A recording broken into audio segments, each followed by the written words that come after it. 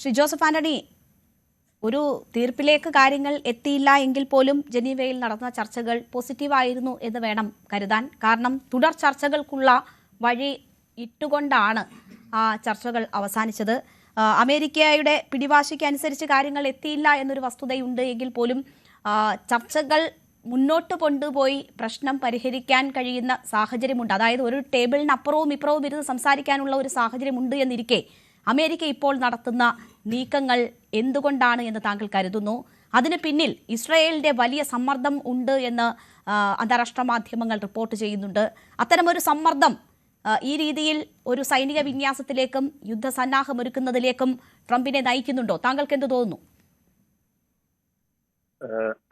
രേണുക, നമ്മൾ വളരെ കോൺട്രഡിക്ഷൻ എന്ന് തോന്നാവുന്ന ഒരു അവസ്ഥയിലാണ് ഇന്ന് നമ്മൾ നിൽക്കുന്നത്. കാരണം ഈ ഗാസയിൽ സമാധാനം കൊണ്ടുവരാൻ അല്ലെങ്കിൽ പശ്ചിമേഷ്യയിൽ സമാധാനം കൊണ്ടുവരാൻ ട്രംപിന്റെ നേതൃത്വത്തിൽ രൂപീകരിക്കപ്പെട്ട ബോർഡ് ഓഫ് പീസ്, സമാധാനത്തിനുള്ള ബോർഡ് ഇന്ന് സമ്മേളനം നടക്കുക. പശ്ചിമേഷ്യയിൽ എന്താണ് ഈ ഒരിക്കലും ഇനി സംഘർഷം ഉണ്ടാകത്തില്ല, ഞാൻ നിശ്ചയമായും സമാധാനം കൊണ്ടുവരും എന്ന് സ്വയം പ്രഖ്യാപിക്കുകയും സ്വന്തമായിട്ടൊരു സംഘടന രൂപീകരിക്കുകയും ഐക്യരാഷ്ട്ര സംഘടന ഉൾപ്പെടെയുള്ള സംഘടനകളെ നോക്കുകുത്തികളായിട്ട് നിർത്തിക്കൊണ്ട് ഒരു സംഘടന രൂപീകരിക്കുകയും അതിന്റെ അധ്യക്ഷനായിട്ടിരിക്കുകയും ചെയ്തിരിക്കുന്ന ട്രംപ് പശ്ചിമേഷ്യയിൽ സമാധാനം കൊണ്ടുവരാനുള്ള മീറ്റിംഗ് ഇന്ന് നടക്കുക. കൂടുതലും പശ്ചിമേഷ്യൻ രാജ്യങ്ങളാണ് അതിനകത്ത്. അങ്ങനെയുള്ള ഒരു മീറ്റിംഗ് നടക്കുന്ന സന്ദർഭത്തിൽ നമ്മൾ കാണുന്നത് എന്താ, നമ്മൾ ലോകം എന്ന് ചർച്ച ചെയ്യുന്നത് എന്താ, അടുത്ത യുദ്ധം ട്രംപിന്റെ നേതൃത്വത്തിൽ നടക്കുമോ ഇല്ലയോ എന്നുള്ളത്. ട്രംപ് നമ്മുടെ ഈ പൊളിറ്റിക്കൽ സയൻസിൽ, ഞങ്ങൾ ഇന്റർനാഷണൽ പൊളിറ്റിക്സിലൊക്കെ പറയുന്ന ബ്രിങ്മാൻ ഡിപ്ലോമസി എന്ന് പറയുന്നത്, ബ്രിങ്മാൻഷിപ്പ് ഡിപ്ലോമസി എന്ന് പറയുന്ന ഒരു കാര്യം.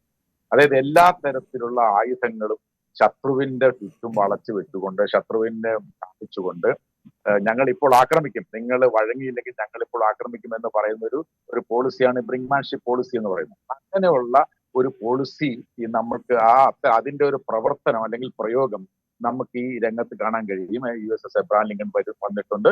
പിന്നെ അതുപോലെ തന്നെ ഏറ്റവും വലിയ വിമാനവാഹിനി കപ്പലായിട്ടുള്ള USS ജെറാൾഡ് ഫോർഡ് വന്നുകൊണ്ടിരിക്കുന്നു.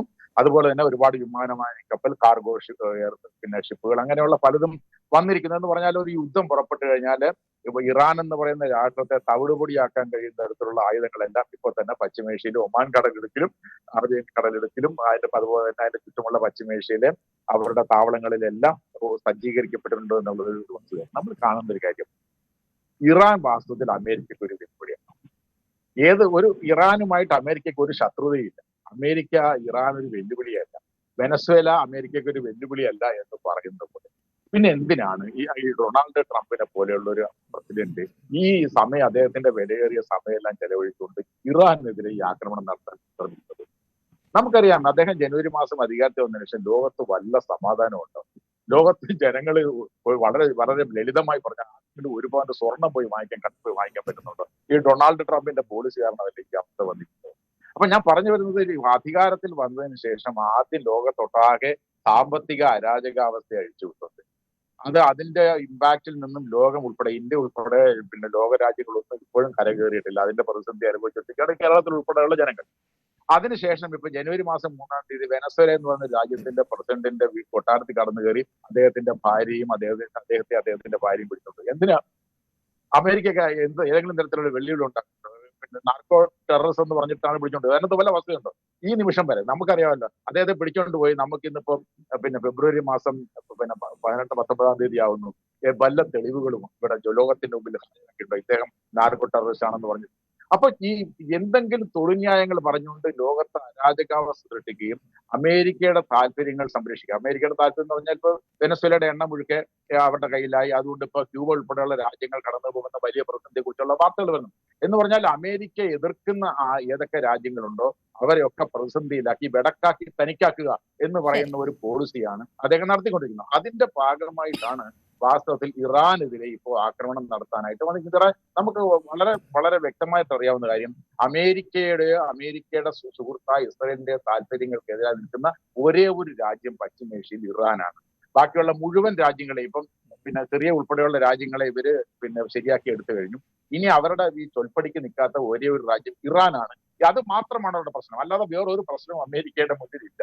അപ്പൊ അതുകൊണ്ട് ഏത് വിധേനയും ഇറാൻ എന്ന് പറയുന്ന രാജ്യത്തെ കൂടി ഇല്ലാതാക്കുക, തകർക്കുക എന്ന് പറയുന്ന ഈ എല്ലാ അന്തർദേശീയ നിയമങ്ങളെ ലംഘിക്കുന്ന നയമാണ് അമേരിക്ക പിന്തുടരുന്നത്. അതിന്റെ ഭാഗമായിട്ടുള്ള സമ്മർദ്ദ തന്ത്രമാണ്, അല്ലാതെ ഇതിന്റെ പിന്നിൽ യാതൊരുവിധ ഈ ശരിയായിട്ടുള്ള ഏതെങ്കിലും തരത്തിലുള്ള അന്തർദേശീയ പ്രശ്നങ്ങളുടെ പേരിലല്ല.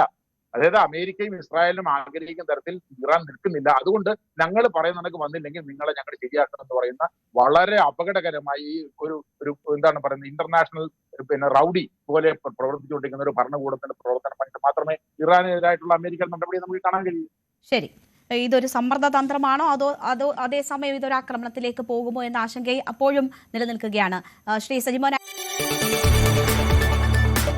കൂടുതൽ വാർത്തകൾക്ക് news 18 Keralam YouTube channel subscribe ചെയ്യുക.